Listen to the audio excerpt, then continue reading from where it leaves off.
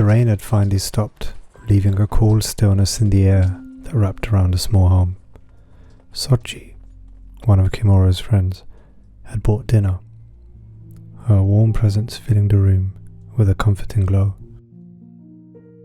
But Kimora barely touched her food. Her gaze lingered on Seiko, her younger brother, his face lighting up as he laughed at the show. She saw in him a thoughtful, curious boy, one who had grown quieter since their father passed. Kimora had been 27 when they first learned about their father's illness. She had always depended on him, unaware that he was part of something larger in the family.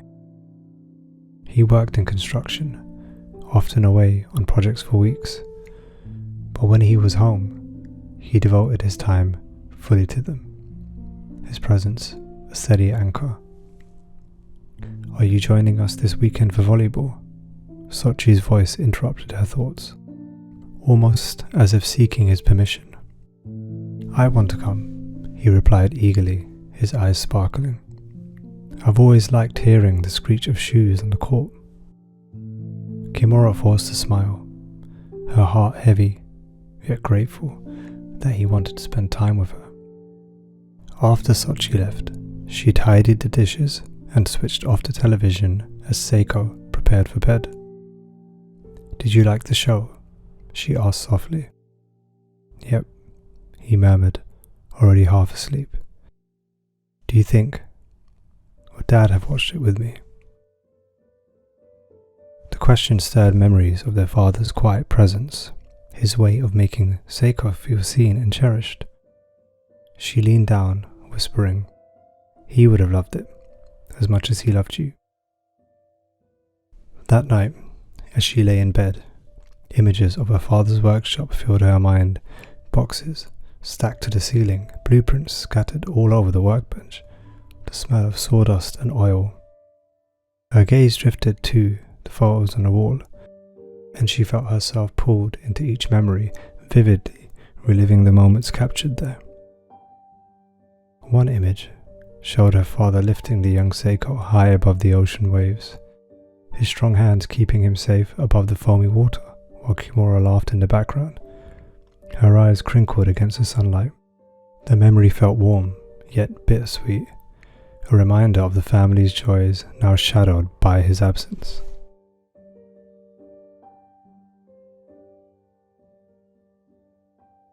Another snapshot showed a camping trip. Kimora and Seiko, on a blanket pointing up at the stars, quiet with wonder.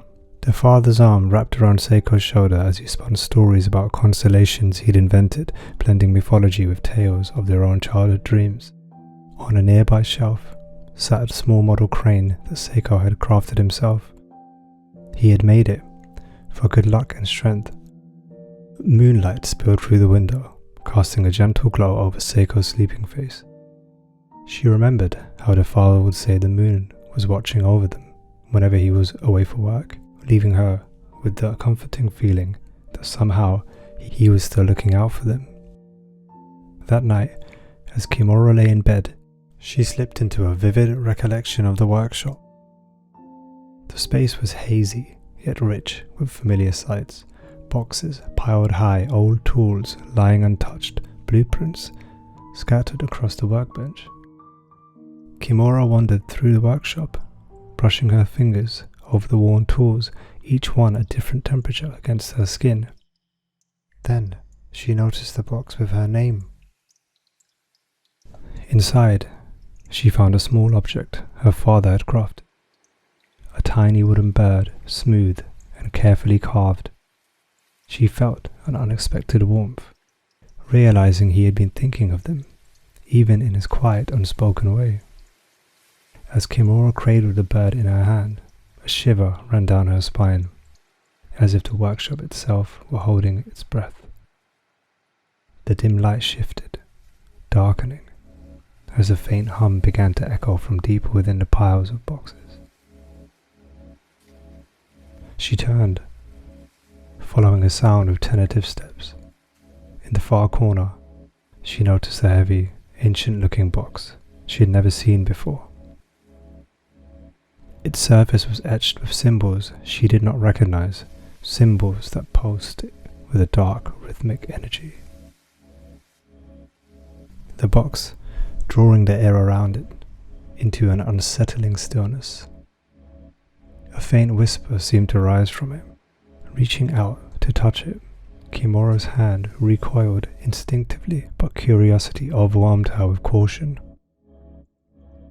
She realized the box lacked a keyhole or latch, instead held shut by a dark hook piercing the lid.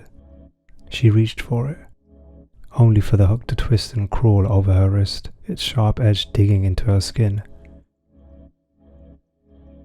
A sudden birdsong jolted her back, breaking the dream. She awoke, standing in her room, trembling. In the doorway, Seiko rubbed his eyes, his face soft with sleep. "What's for breakfast?" he asked with a wide yawn.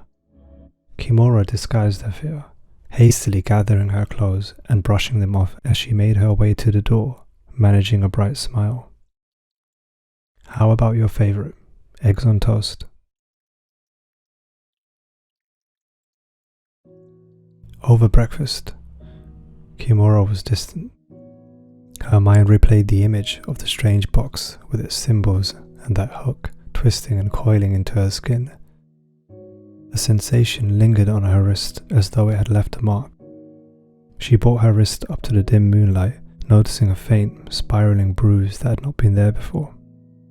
The patterns matched those on the box exactly, lines as faint as spider's silk, yet unmistakable. The house was quiet now, yet somehow Kimora could still hear the hum from her dream.